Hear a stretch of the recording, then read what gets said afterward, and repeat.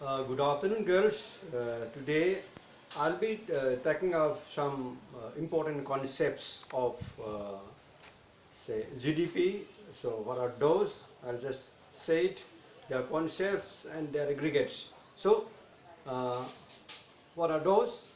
Say, real GDP, nominal GDP, and green GDP. So, we have something like this also. What is real GDP? What is nominal GDP? And what is green GDP? I'll explain one by one. So what is a real GDP? So real GDP is defined as the value of the current output at some base year price.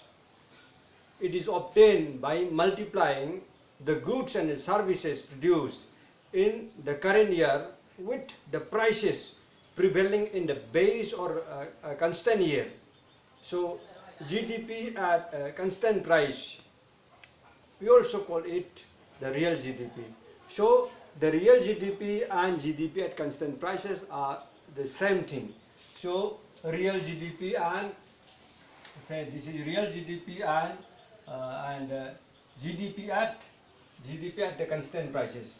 GDP at constant prices or GDP at base year prices or real GDP. These are the same thing. The only thing is we have to find out the GDP by multiplying the quantity of the goods and services by the prevailing prices, not in the current year, but in the base year, in some years before the present year, maybe some 5 years ago, maybe some 10 years ago. It is fixed. Base year is fixed by the experts.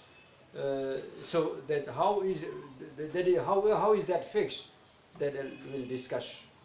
Like base year or constant year, base year or a constant year is a stable year. It is carefully selected. As one in which there were no natural calamities like floods, earthquake, drought, epidemic, or wars. So in that year, automatically the price remains stable. Okay, the price remains stable throughout the year. So we have to select one base year depending on the natural and social and economic condition. Okay, so at present the base year in India is 2011-12. At present the base year price is 2011 and 12. And for the next base year will be say 2021.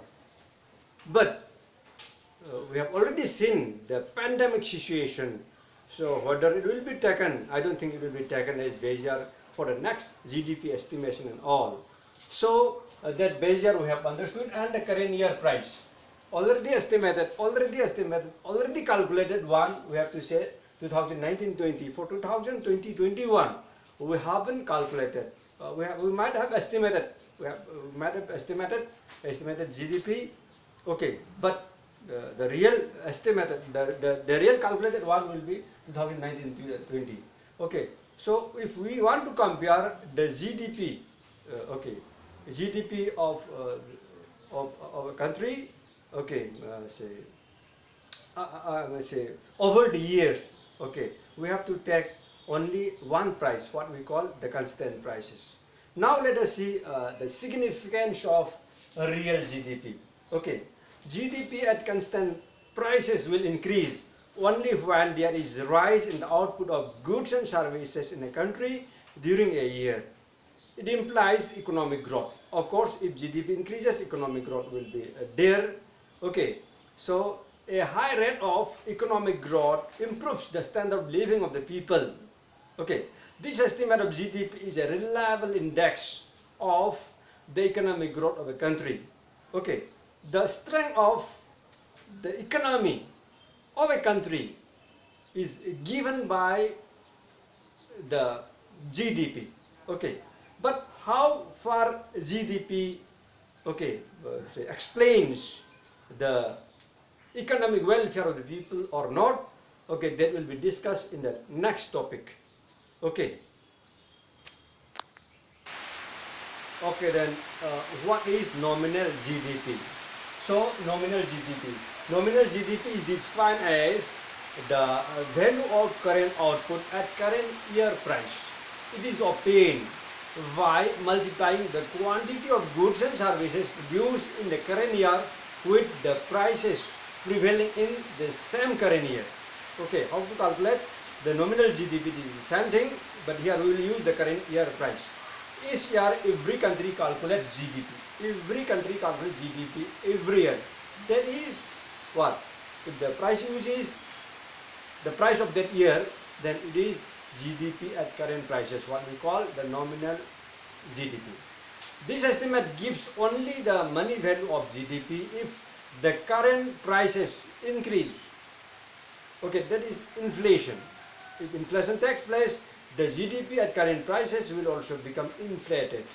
If the output of the final goods and the services produced in the current year remain the same and the current price rise, then the GDP at current prices will automatically increase.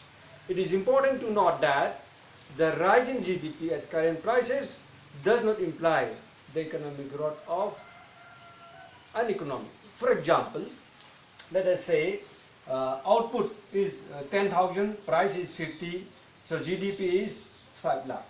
5 lakh, okay. Then same output is produced in the next year also, okay. But the price increases, that is 60. Okay, total GDP, it is what? 6 lakh. Okay, there is increase in GDP. Here there is increase in GDP, but there is no increase in the real production. Real production maybe is the same. So there is no economic growth. If there is no economic growth, what happens? There will be no rise in the standard of living of the people.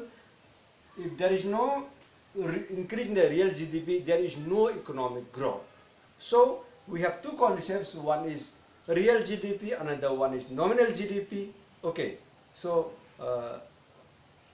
real GDP has some advantage over the nominal GDP that we will see next. Now let us see what are the advantages of a real GDP. Okay, so advantages are: it is useful in determining the effect of increased production on the real development of the economy. And number two, it helps to make yearly comparison of the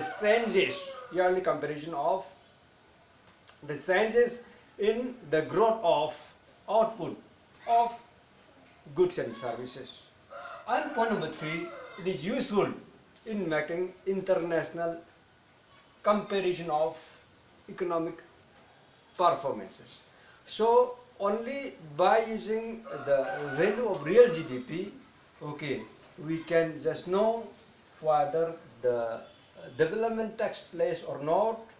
Okay, then is there any effect of the increase in GDP in the economy, whether there is increase in social welfare, whether there is increase in the, say, infrastructure capabilities and everything, national income and per capita income and all. And by knowing the real GDPs of different countries, okay, we can compare the strength of economy of many countries, okay, whether the economy is better than others. Okay, like India is better than Sri Lanka, or Sri Lanka is better than India. By comparing the GDP, okay, we will be able to know. But that is not the concept. That is not by seeing the by comparing the GDP of two countries. Okay, we cannot conclude.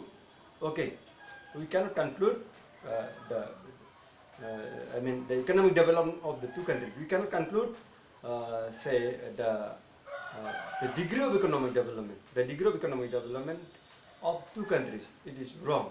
If we want to compare the economies of the different countries, we have to use the averages. Okay, what we call the per capita income. That we'll discuss later on.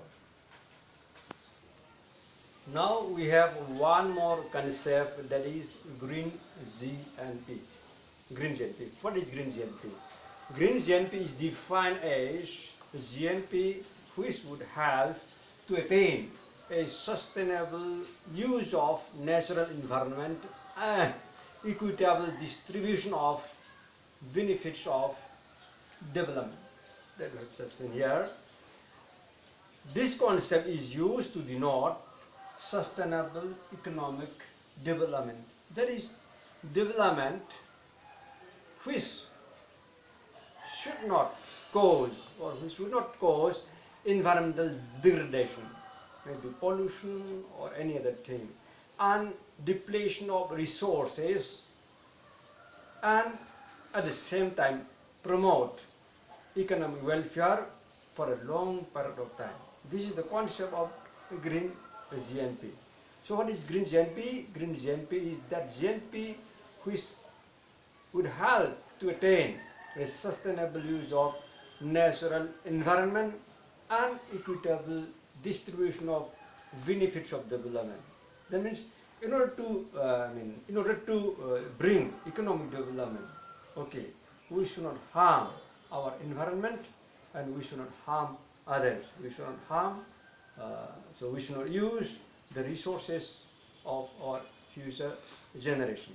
So if we just use, if we use the resources sustainably, okay, then development will take place for a long period of time. Okay.